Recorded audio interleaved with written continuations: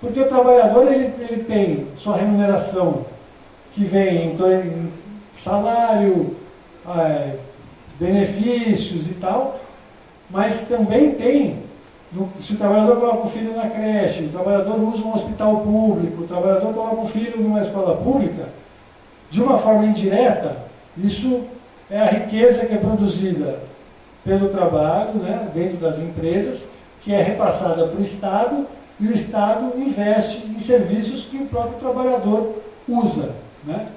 Então, se você impede o investimento nesses serviços de saúde, educação, transporte, moradia, representa também uma redução de custos, né? Redução de impostos que as empresas vão pagar. E aí o exemplo claríssimo disso é essa PEC 241. Eu não sei se todo mundo tem acompanhado esse debate, né? A PEC 241, o que ela é? Ela congela os investimentos públicos por 20 anos, exceto o que é gasto com pagamento de amortização e juros da dívida pública. Ou seja, ela congela em qual sentido? Tudo que é gasto hoje só vai poder ser reajustado de acordo com a inflação. Então, se hoje se gasta um valor com educação, com saúde, com previdência, com os vários gastos do Estado, né, os vários serviços públicos, isso só vai poder ser reajustado pela inflação. Só que a gente sabe, a população ela aumenta, a economia ela cresce, a arrecadação de impostos cresce, e quando isso ocorrer, esses recursos não vão poder ser repassados para melhoria, para ampliação da qualidade, né, da quantidade e da qualidade dos serviços públicos. Então esse é um grande problema. E só que ela não coloca nesse congelamento os gastos com amortização e juros da dívida pública. Então o dinheiro para pagar juros, ele não tem restrição nenhuma. Então, na verdade, o que ela está propondo é tirar o recurso, né, dos serviços públicos para garantir o pagamento da dívida pública, né? E aí, isso vai ter rebatimento, gente, porque às vezes a gente fala assim, parece que é meio abstrato, né? Agora, com a PEC 241, a previdência pública fica insustentável. Por exemplo, né? É uma forma do governo forçar a reforma da Previdência. Porque se tem uma emenda constitucional que proíbe ampliar o que vai ser investido em serviços públicos, em gastos e despesas públicas, e a Previdência é uma despesa pública, então isso vai resultar num constrangimento para que a reforma da Previdência seja feita. Vai resultar também num constrangimento para acabar com a política de valorização do salário mínimo. Porque hoje o salário mínimo ele é reajustado pela inflação mais o crescimento do PIB. Se a PEC diz que os gastos públicos só vão poder ser ajustados pela inflação, significa que não vai mais poder ter aumento real do salário mínimo, né? Então isso, acho que é isso que tem que ficar atento, assim, porque quando fala PEC 241, todo mundo é a favor, tem que fazer um ajuste mesmo, não dá para o Estado, né, gastar muito mais do que arrecada, deixar a dívida crescer de forma descontrolada. Agora, há outras formas de fazer o ajuste. Não precisa ser só cortando investimento e despesa pública. Você pode fazer o ajuste aumentando a receita. E a gente tem visto que nos últimos anos, o grande problema das contas públicas não é que houve um crescimento descontrolado dos gastos. O problema é que o que arrecadava caiu de forma brutal. Com a queda do PIB, com o aumento do desemprego, a capacidade do Estado arrecadar diminuiu muito. Então, o que precisa é criar um mecanismo para retomar a arrecadação. Ou seja, o que precisa é voltar a crescer. A única saída que tem para o Brasil é retomar o crescimento da economia e a geração de empregos. Então, aqui a PEC 241, que aí eu já comentei aqui com vocês, as decorrências da PEC, né? A reforma da Previdência. E aí muito tem se falado que a reforma da Previdência vai colocar uma idade mínima para a aposentadoria. Aí acho que é preciso esclarecer isso, né? Que hoje em dia, a gente tem pegar aqui o setor privado, a gente tem duas formas de se aposentar. Uma é por tempo de contribuição. Então, o homem, quando completa 35 anos de contribuição, e a mulher, quando completa 30 anos de contribuição, e a outra é por idade.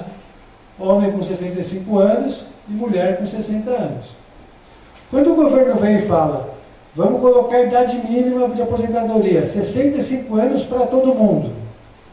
Primeiro, ele acaba com essa diferença, com a diferença que tem entre a aposentadoria do homem e da mulher.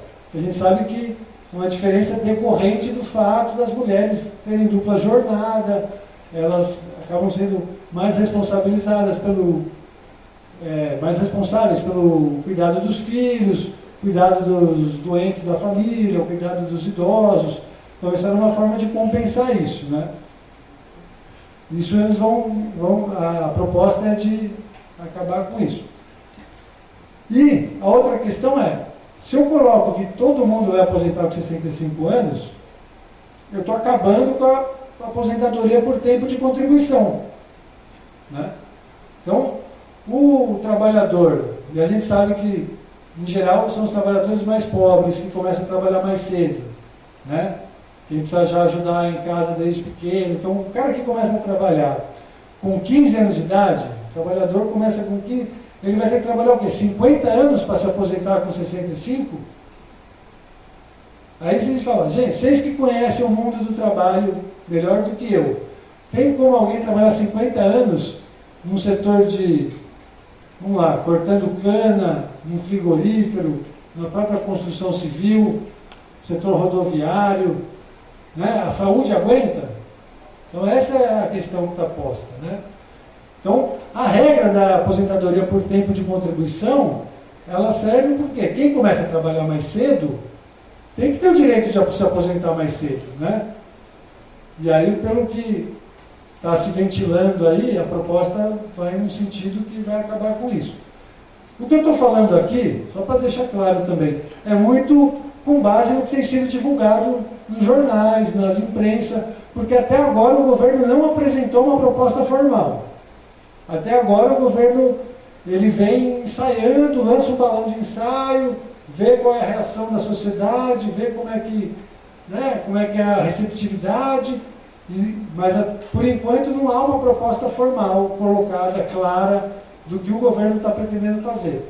Eu estou me baseando no que a imprensa tem divulgado, que o governo tem dito de forma informal para um jornalista, para outro, isso aí, né? Aí aqui, terceirização irrestrita, inclusive das atividades fim, que é o PLC 30, que aí acho que isso é um debate que provavelmente vocês estão acompanhando, né? Hoje em dia, tem uma súmula do TST, que é a súmula 331, que diz que as empresas só podem terceirizar as atividades meio, né?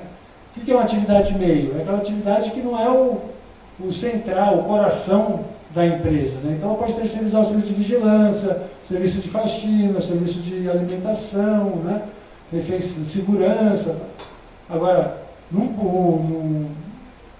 uma empresa rodoviária não pode terceirizar o motorista de ônibus, né? Uma empresa de construção civil não pode terceirizar o servente de pedreiro, o pedreiro, né? O banco não pode terceirizar o bancário. Agora, o que está se conversando, o que o projeto de lei prevê, é a possibilidade de terceirização irrestrita, né? Em seguida, a questão da prevalência do negociado sobre o legislado, que aí é permitir que a negociação rebaixe os patamares mínimos estabelecidos na CLT. Então, esse também é um grande risco, porque a gente sabe que no cenário de desemprego e de crise econômica, a pressão para os sindicatos é muito grande. A gente sabe que é comum até em alguns setores o setor empresarial falar, se vocês não assinarem isso, a gente sai daqui e vai para o outro município que o sindicato de lá assina. Não tem essa, igual tem a guerra fiscal, que eles vão em busca de condições de fiscais mais favoráveis, uma prefeitura dá uma isenção de tributo, isso também acontece. E aí vai forçar uma fragmentação maior ainda do movimento sindical, que vai ser prejudicial para os trabalhadores, né? E, por fim, aqui, outra questão que faz, outra ameaça, é essa ampliação das privatizações e desnacionalização ainda maior da economia, como, por exemplo, a gente viu no caso do pré-sal, né? Que houve uma abertura para que as empresas estrangeiras viessem explorar o pré-sal. E como a gente tem visto o governo anunciar que está colocando tudo à venda, né? Tudo pode ser privatizado.